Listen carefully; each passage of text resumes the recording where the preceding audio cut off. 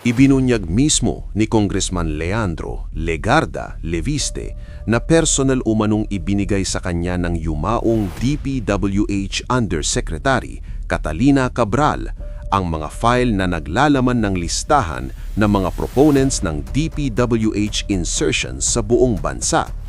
Ito na at mabubuking na. Pero syempre, bago ang lahat, palike muna dyan, mag-subscribe kung hindi pa, at i-click ang notification bell para updated kayo sa lahat ng breaking news at pasabog sa politika. Libre lang yan, malaking tulong pa sa channel natin.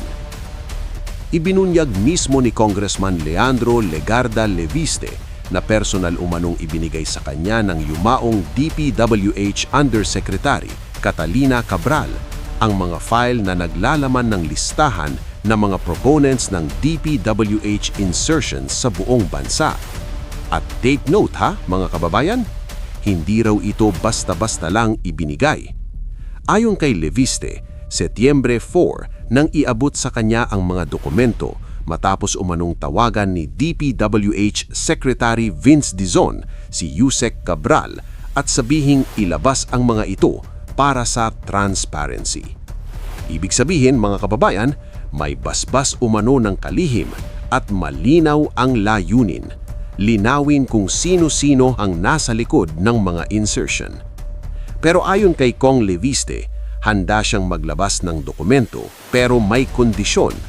Aniya, gagawin lamang niya ito kung may pahintulot at utos ng DPWH o nasa saklaw ng kapangyarihan ng Kongreso gaya ng ginawa niya noong Nobyembre 19. Diretso ang sinabi niya, ibinigay sa akin ni Yusek Cabral ang mga files matapos siyang sabihan ni Sec Vince Dizon na ilabas ito para sa transparency. Okay, ngayon nasa ating linya si Ginoong Leandro Leviste ng Batangas. Good morning po, Congressman Leandro.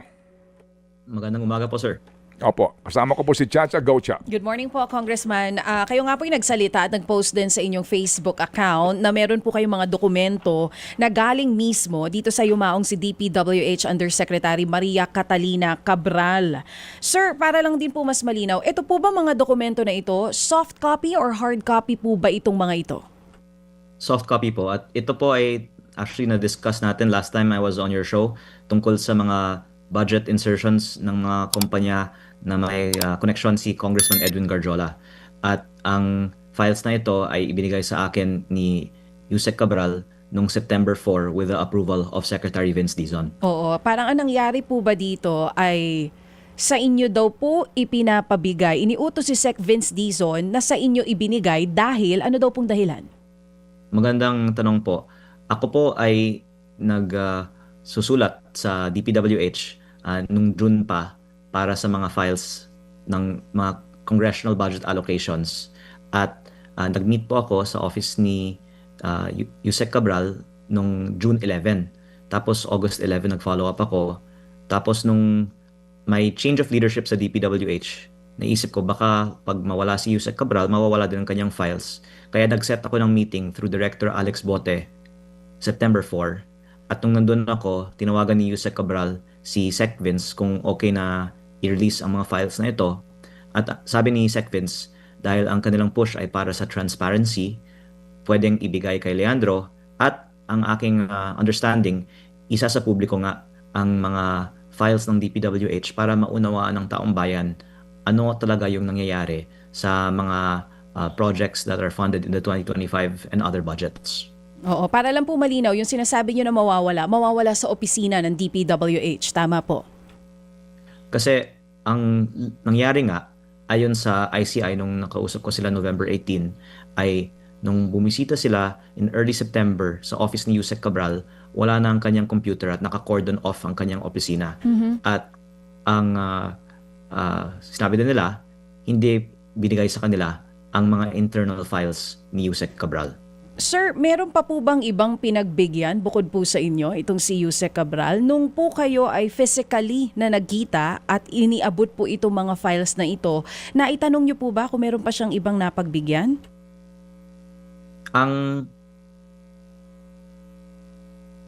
files ay may mga pangalan ng mga nag-encode ng mga line items. Kaya baka yung ibang staff sa kanyang opisina ay may kopya din nito, at sana protektahan natin ang mga staff sa opisina ni Yusek Cabral dahil maraming mga may ayaw na lumabas ang mga files na ito. Oo. Yan po ay direktang sinabi po ba sa inyo ni Yusek Cabral o ito po ay assumption nyo?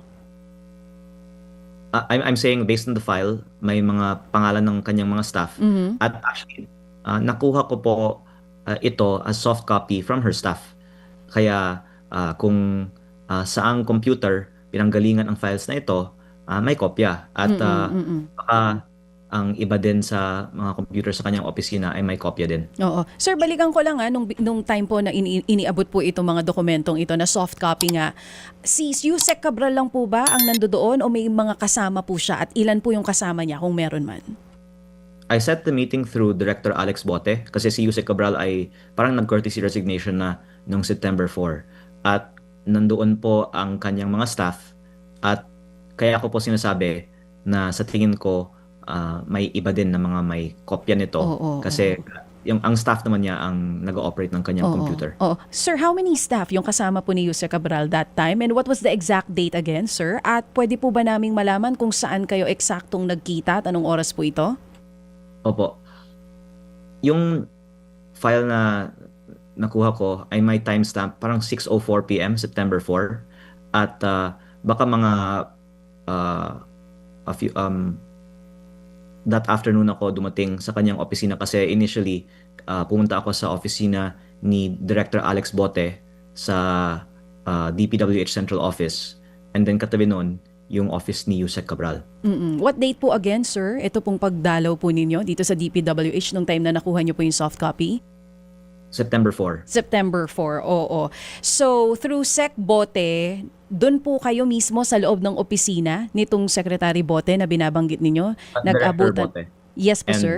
and then I went to Yusek Cabral's office next to his, and then we went to the office of their staff kasi doon po yung mga computers, at marami pong mga staff sa bawat opisina ng DPWH. Sir, yung pong pagdaan ninyo doon sa isang sinasabi nyo na Sec Bote, may dahilan po ba yon kung bakit po kayo dumaan muna doon bago po kayo rumekta kay Sec Cabral? Director Alex Bote ang Yes po, Director Alex Bote. siya yung pangalawa kay Yusek Cabral, at I think kasi nung September 4 nag-courtesy resignation na si Yusek Cabral, kaya on her way out na din siya.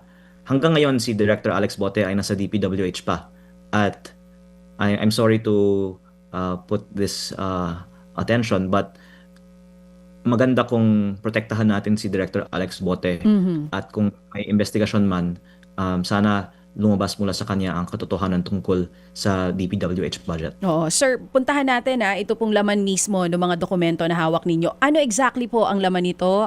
Tinignan nyo na po ba kung ano yung naibigay po sa inyo mga dokumento? In the 2025 DPWH budget, there is 721 billion in the net.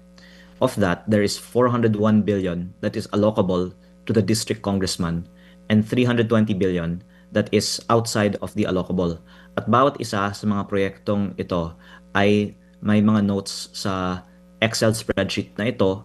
Sa 401 billion nakalagay sino yung nag-allocate na district congressman, tapos yung 320 billion naman nakalagay din yung proponent na district congressman, senator, may mga pribadong individual, at may mga miyembro din ng ehekutibo kasama ang mga secretary at undersecretary ng ibang mga ahensya na walang kinalaman sa DPWH pero nakalista na nag-propose ng mga flood control projects. Oo, nabanggit nyo nga rin po yan sa inyong press con, even sa post nyo. Sinasabi nyo, hindi lang po mga senador ang nandito, even executive secretaries nakalagay po dyan sa file na yan. Pati undersecretaries po. At may mga pribadong individual din. I can say that these private individuals are contractors. Sir, gaano po kalawak yung dokumento na hawak ninyo? Are we just talking about last year's budget or maging yung previous years kasama po? I have some level of detail for the previous years, but I have the most detail for the 2025 National Expenditure Program.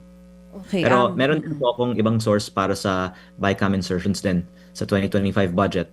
At ang I think maganda eventually lalabas din ang mga insertions ng lahat ng mga congressmen at senators, especially for the 2025 budget. Diyan po ba sa mga hawak ninyo at doon sa mga nagdaang pagdinig, meron po bang mga pangalan na nabanggit doon na nandyan din sa file ninyo?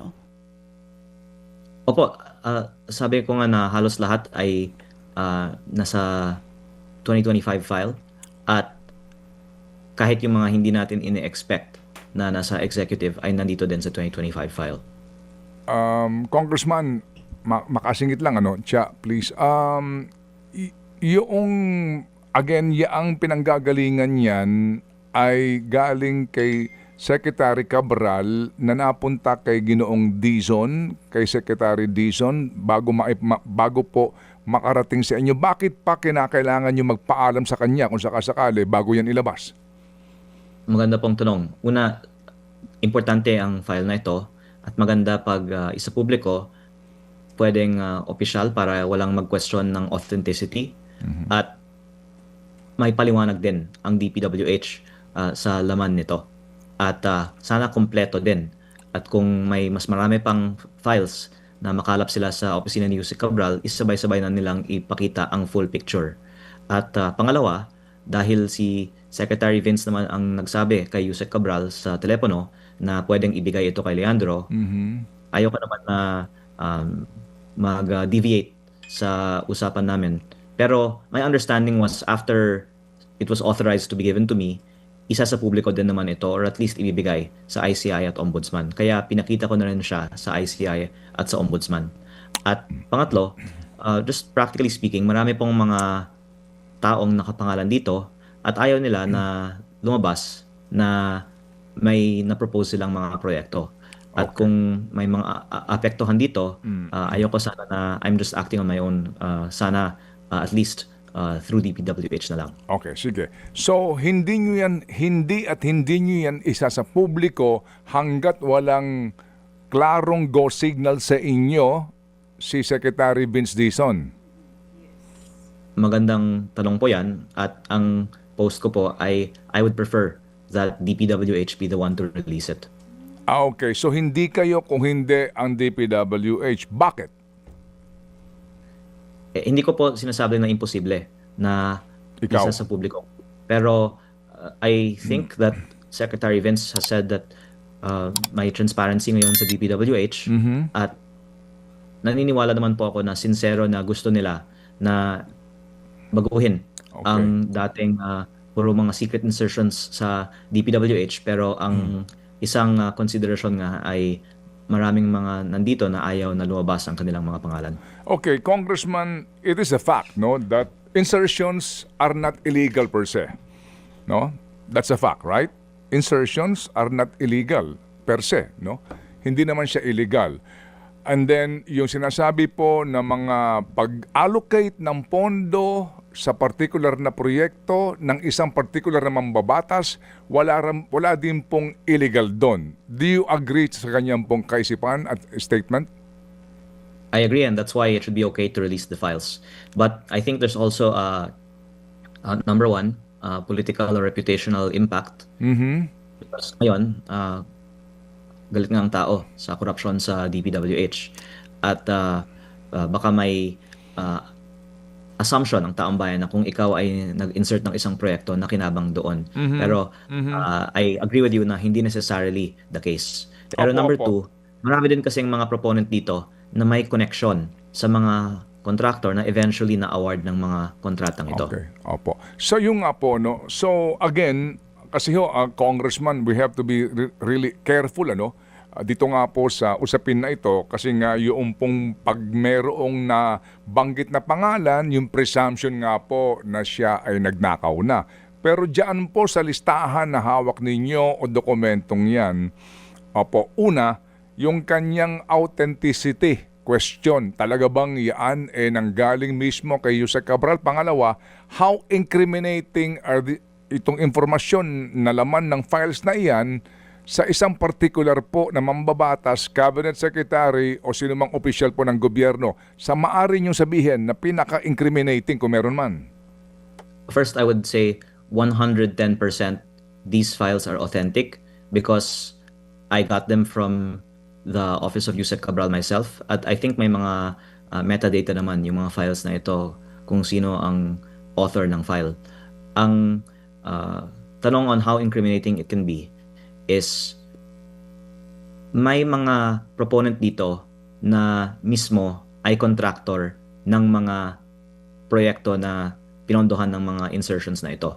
Kaya kung ma-prove na yung contractor mismo ang nagpalagay ng mga projects sa budget, I think that would be incriminating.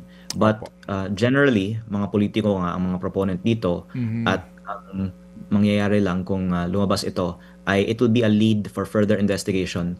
Ano ang relasyon ng proponent sa eventual contractor, kung sila ba ay, for example, campaign donor o kaibigan na baka search pa ng gobyerno kung may financial transaction involved. Opo. I am not sure kung have you gone through the second supplemental affidavit of Yusek Bernardo of DPWH? No po. Okay.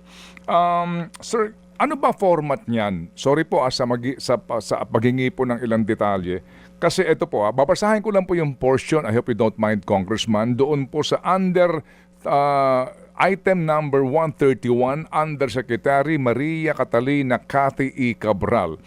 13131, as a general rule and with very little exceptions, it is Yusek Maria Catalina Cathy E. Cabral with the imprimatur of Secretary Mark Villar and later continued by Secretary Manny Bonoan, who had control at the DPWH level to remove, include, and deduct or modify insertions of items in the NEP for infrastructure or those pertaining to DPWH.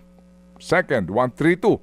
Yusek Cabral would tell me that she would communicate and meet legislators to inform them of the amount of their allocations and ask them for titles of projects that they want to include in the DPWH budget. Next, in a matrix of process flow that I have prepared, which I am attaching hereto as Annex N, Yusek Cabral has total influence and authority in preparing and finalizing the NEP for infrastructure. Okay, dyan muna ako. So meron siyang ginawa dito na attachment nga po, no? At nakalagay po dito nga yung sinasabi po na NEP preparation, etc. at saka yung intervention ng mga mambabatas. So ito ho ba kanyang statement ay ni Bernardo ay napapatotohanan ng hawak niyong dokumento? Totoo po na si Yusek Cabral ang gumagawa ng budget. Ang question lang ay sino nang bibigay sa kanya ng mga instruction. At sinabi po ni Yusek Bernardo, si Secretary Manny Bonoan ay isa dyan. At nandito po sa listahan, meron column on handwritten notes. Napaka-comprehensive talaga ng files ni Yusek Cabral. Pati yung mga handwritten notes, ginagawa niyang soft copy. At nakalagay dito sa mga handwritten notes, puro mga SMB for evaluation, SMB recommended. At I guess we can surmise that SMB is Secretary Manny Bonoan. Okay. So, yan ho palang hawak niyong files ay pati ho yung mga notations, ano po, handwritten by Yusek Cabral ay nandidiyan, kumbaga. It doesn't say who handwrote them, but basta kung ano yung handwritten note, nakalagay dito na digitize. Kaya pati may mga dialogue din dito parang SMB colon, tapos may comment siya. Okay, opo. Sige po. Sige. Ika ninyo, ito inyong naibigay sa ICI at sa Ombudsman. Ano ang kanila pong sinabi sa inyo after receipt and perhaps after their study? Sabi nila, useful ito sa kanilang investigasyon kasi meron nga silang listahan ng mga ghost projects na I think 421 na may halagang 30 billion na hindi nila maitukoy sino yung mga proponent dahil wala pa silang nakitang listahan katulad nito before I showed it to them. At makakatulong talaga na malaman sino nagpapondo sa mga ghost projects para hindi lang yung contractor, pati yung proponent yung pwedeng maimbestigahan. Okay. Nandiyan ba yung mga pangalan ni former Speaker Martin Romualdez, Congressman Sandro Marcos, or even the Executive Secretary, former Executive Secretary Lucas Bersamin? Ayoko pong mag-single out ng mga tao kasi ang assumption na lang ng taong bayan I think is fair na halos lahat naman ng tao sa gobyerno ay nagpapalagay ng mga projects sa national budget. Okay, sige po. We respect that. Ano po? Ito lang ho kasi may mga nagtatanong po dito na ilang pong kababayan natin. Okay, sige. Pero Opo. sir, pwede ba akong magbigay ng isang pangalan? Well, go ahead. Maliban sa yung nabanggit ko last time on your show about Congressman Edwin Garjola na may over 20 billion projects dito, over the weekend kasi may isa akong kasamahan sa Kongreso na nagsabi, bakit hindi lang ni Leandro sa publiko ang listahan? Ang sagot dyan na banggit ko na kanina, pero yung isa is ayoko naman na magalit sa akin yung buong Kongreso. Pero dahil siya ay nanawagan na isa publiko ko, pwede kong banggitin ang insertions niya. Ito po ay si Bicol Saro Party List Representative Terry Redon. Si Bicol Saro Party List po ay may 150 million pesos road project insertion sa Pamplona at Pasacao, Camarines Sur. Ito pong dalawang line items, 75 million pesos each, were awarded to the same company, Bicol Gold Rock, at a winning price of 73.5 million pesos, which is 2% below the approved budget. And this same company, Bicol Gold Rock, has cornered the majority of projects like this in this area. Kaya just to give that one little example, kasi nanawagan naman si Kong Redon na ilabas ang listahan, pwede niyang i-check kung tunay ba na ang Bicol Saro Party List ay nag-submit ng 150 million pesos road project sa Camsur, at pwede nating tingnan kung may kaugnayan ang Bicol Saro Party List sa Bicol Gold Rock na contractor. Okay, but I'd like to remind the good gentleman from Batangas that Mr. Ridon assumed run for Bicol Saro Party List only this 2025 elections as the first nominee, ha?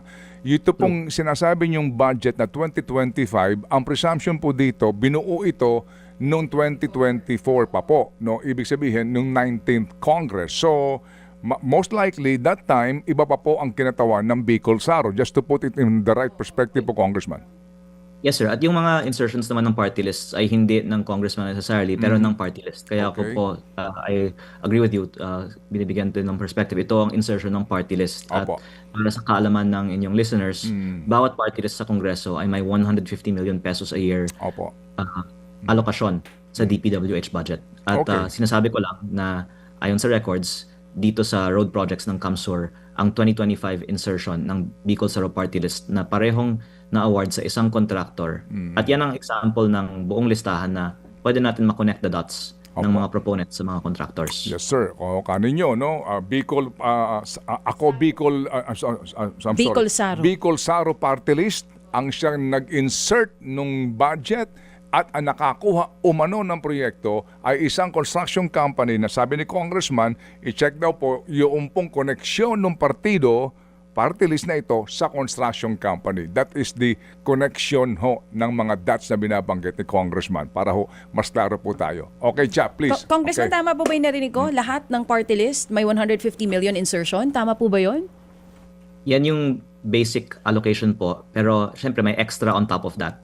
At doon sa BICAM, isiniwalat din ni Congressman Toby Chanco na may mga iilang party list na billion-billion ang alokasyon. Okay. Congressman, meron pa po bang ibang mga pangalan dyan na nagulat kayo, nakasama po sila doon? Syempre yung mga pribadong individual kasi lalong walang dahilan na may mga contractor na opponent dito. At yung mga secretary at undersecretary na wala namang kaugnayan sa DPWH. Okay. Oo. Sige. Last na lang po sa akin. Congressman, kailan po yung tamang panahon sa pagsisiwalat po ng buong laman nitong hawak po ninyong files? Aabot po ba yan this year or depende po talaga sa magiging sagot ni Sec Vince, or you will decide by your own na kung kailan itong tamang panahon na ito?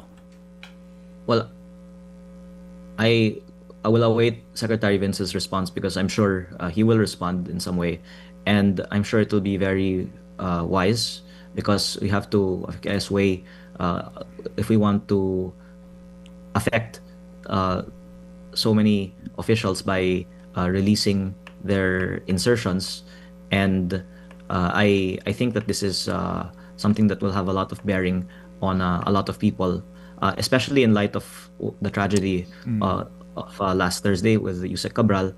Ayoko din na ako po mismo ay makakaapekto emotionally sa maraming tao. Okay, sige po. So we will leave it at that muna, Congressman. Thank you ho sa inyo pong pagbibigay po ng panahon sa aming programa at kami po ay mag-aantabay eventually nga dito po sa release ng mga dokumentong ito. Ilang pahina po ito, Congressman? Excel spreadsheet po siya. At baka pwede kong sabihin na sa mga 17,000 Wow. plus ang mga line items sa isang tab. Pero parang mga 50 ng mga tabs nito eh. Okay. Opo. Ganun po karami ito. Hundreds of pages po. Apo. Alam po namin kasi nga po ito po ay particular ho ng mga proyekto na nga po, and then interestingly po yung mga proponents nga nito vis-a-vis sa mga winning bidders po ng naturang mga public works project and the corresponding comments, no, mga endorsement or mga handwritten na mga